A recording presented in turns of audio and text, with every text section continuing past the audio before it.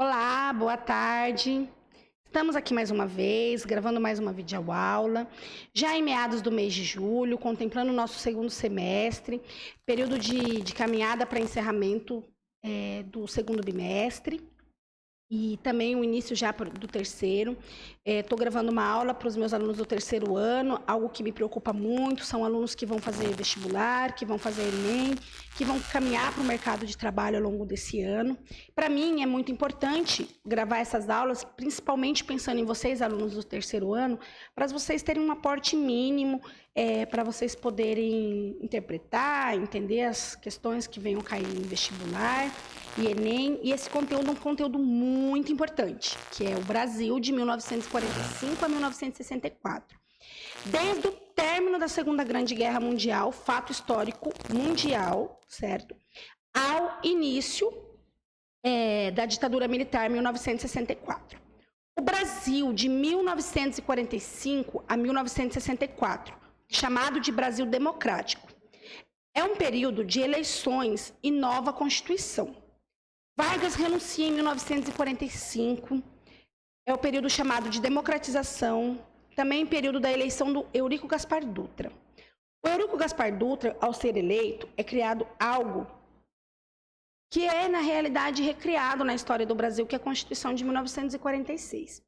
A quinta Constituição da história do Brasil, que vigorou até 1967, quando é criada as AIs, ou seja, os atos institucionais. Vamos destacar aqui, eu quero que vocês prestem bem atenção, que a gente tem a reformulação da quinta Constituição da história do Brasil, que vai caminhar até o povo brasileiro perder esses direitos constitucionais para os atos institucionais criados no período ditatorial da ditadura militar.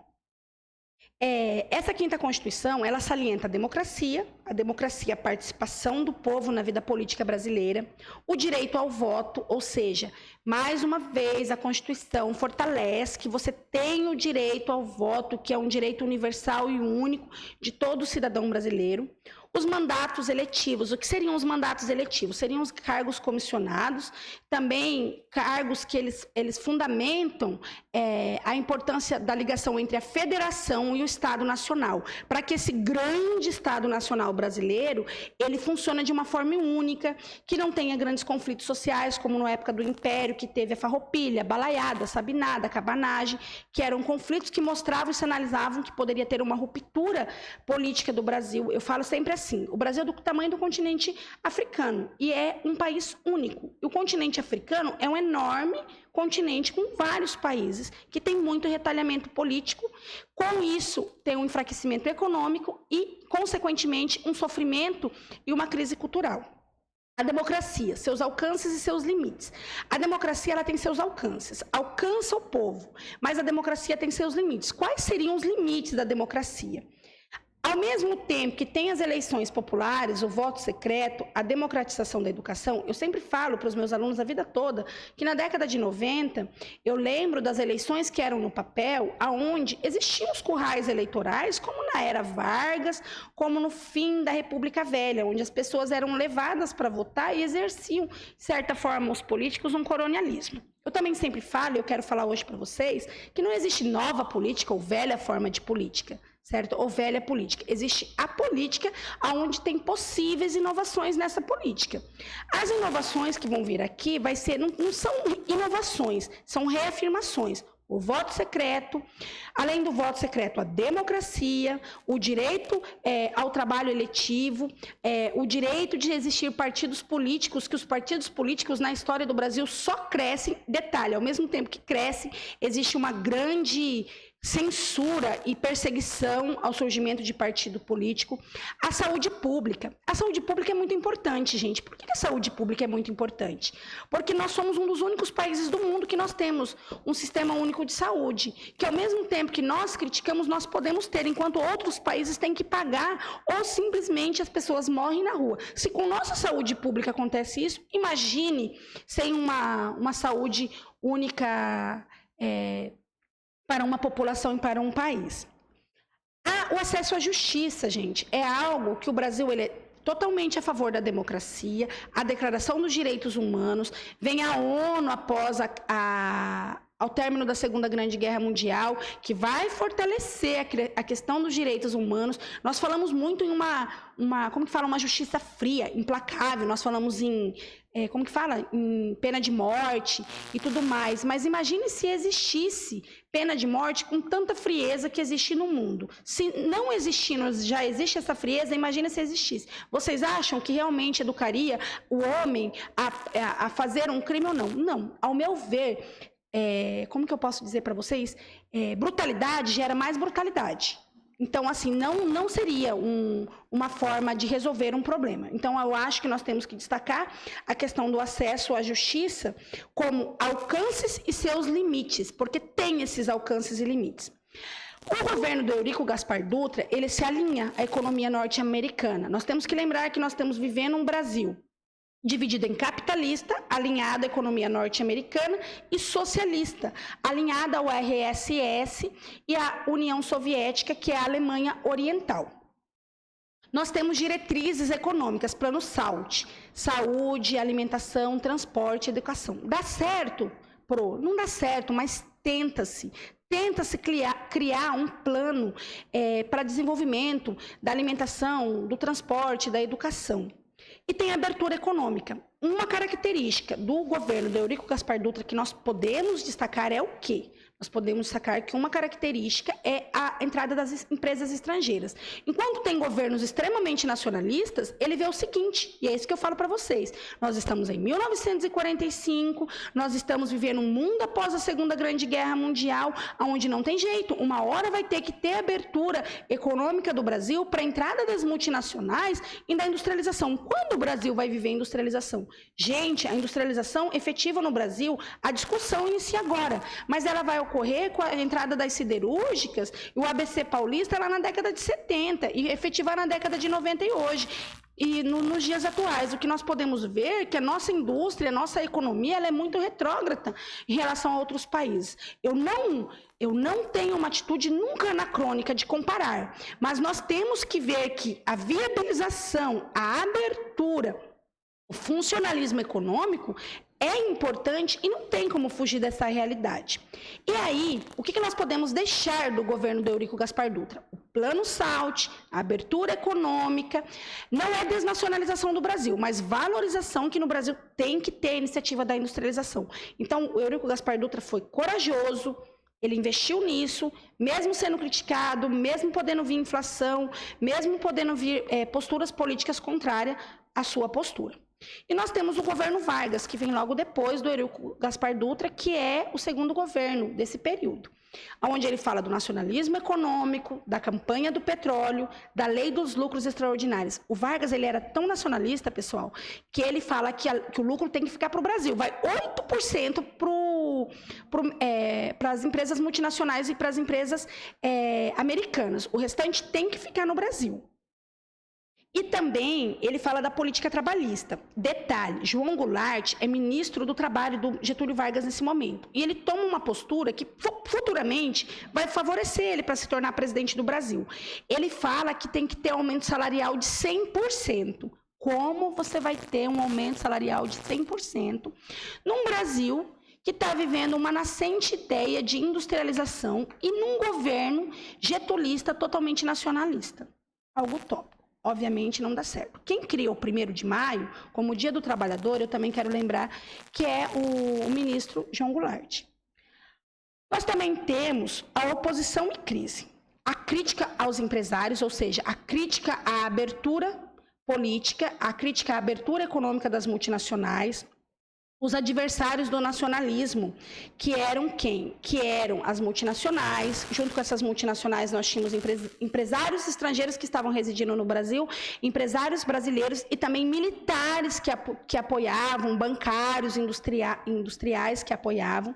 E futuramente a gente tem um governo que eu sou muito apaixonada, tem uma história no longo da minha profissão, que é o governo do JK, que é o plano de metas, 50 anos em 5, a construção de Brasília como capital brasileira, no coração do Brasil, aonde nós vamos aproximar as regiões brasileiras.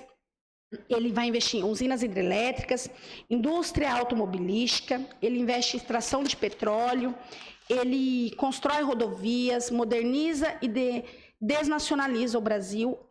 A crítica: aumenta a dívida externa e gera inflação e baixos salários, e com isso o êxodo rural. Ele investiu tanto na urbanização que a população fugiu, como que eu posso dizer para vocês?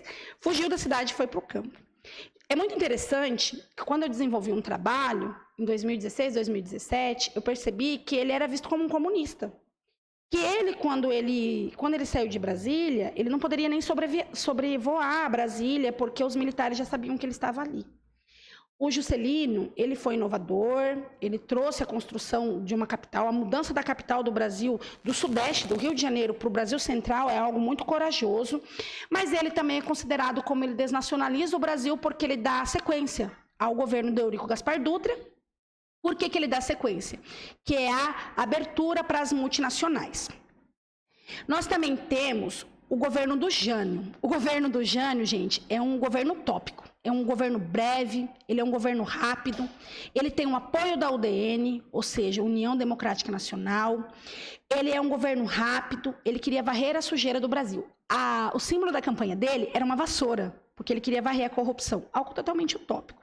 O que ele faz, que é algo que, assim, na minha mente é incoerente, totalmente, não tem nada de plausível. Ele condecora com o brasão do Cruzeiro do Sul Che Guevara, que era totalmente utópico socialista. Ele gera uma aversão dos militares, dos empresários, dos donos de indústrias, dos fazendeiros, ou seja, de toda a funcionalidade econômica e política do Brasil, e automaticamente ele acaba renunciando. E vem o governo do Goulart, em 1961, que eu falei para vocês que ele foi ministro do Getúlio, aonde ele cria o plano trienal. Nós tivemos o plano SALT, o plano de metas com o plano SALT com Dutra, o plano de metas com JK e agora com Goulart, o plano trienal, aonde ele fala de destruir riquezas, encampar refinarias, distribuir riquezas, encampar refinarias e reduzir a dívida externa. Gente, o Brasil está iniciando um processo industrial. Como que você vai diminuir a dívida externa? É algo totalmente utópico. Ele faz as reformas de base, onde ele vai tentar fazer uma reforma agrária, uma reforma urbana, uma reforma educacional e eleitoral. Eu pergunto para vocês, como fazer reforma agrária em 1961, aonde o Brasil era totalmente colonialista, latifundiário, e a ideia de indústria está migrando no Brasil, porque a industrialização nem está acontecendo. E, para finalizar, ele também tenta fazer a reforma tributária, ou seja, viabilizar a moeda, pôr moeda para circular, tirar essa moeda, essa economia das mãos de poucos. Dá certo? Não. No livro mostra o seguinte, gente, para finalizar, mostra uma passeata, como se fosse uma passeata contrária a essas mudanças que o João Goulart propunha. Por isso que eu falo que esse momento da história ele é um momento de farsa. Por quê? Porque eles falam em mudança e são todos rígidos e acreditam numa conjuntura política e uma estrutura econômica totalmente estratificada. E aí vai vir o quê? Automaticamente o golpe militar que foi favorável diante de tantas situações. Nós temos o Dutra, que considera que abre para as empresas estrangeiras. Nós temos o Vargas, nacionalista. Nós temos o Juscelino, que ele é totalmente considerado desnacionalista, que aumenta a dívida externa. Nós temos o Jânio, que é um utópico. E nós temos o João Goulart, que ele vai fazer reformas de base, reforma tributária, econômica, urbana e agrária. E aí vem o golpe militar, que é a rebelião das Forças Armadas, sem poder para resistir à rebelião. Goulart deixa Brasília em 1 de 4 de 1964, aonde o Brasil caminha para a destituição dos direitos trabalhistas, dos direitos eleitorais e de todo e qualquer direito, aonde nós perdemos até nossa autenticidade da nossa Constituição, que sempre reformula, refortalece, refunda os direitos do cidadão. Na próxima aula, eu vou vir aqui gravar para vocês, acredito que eu vou falar um pouquinho mais do que eu falei hoje para vocês também, desses governos, sobre a ditadura militar no Brasil. Desde já, muito obrigada. Desculpa de passar para vocês tudo em uma aula, mas que o conteúdo é extenso e muito importante, vocês precisam saber desses 5 governos. Fica para vocês. Eurico Gaspar Dutra, Getúlio Vargas, JK, Jânio Quadros, João Goulart e o governo militar. O plano SALT, o nacionalismo do Vargas, o plano de metas do Juscelino, o plano trienal do João Goulart, que são planos que tentam fazer, e a reforma de base também, que é algo que eles tentam fazer, mas não conseguem, tá bom? A tentativa existe, a industrialização está acontecendo, o Brasil caminha para a modernização, contudo, nós vamos viver a ditadura militar, que é um período assombroso, que eu particularmente não gosto muito, mas que estarei explicando para vocês na próxima aula. Desde já, meu muito obrigada e até a próxima.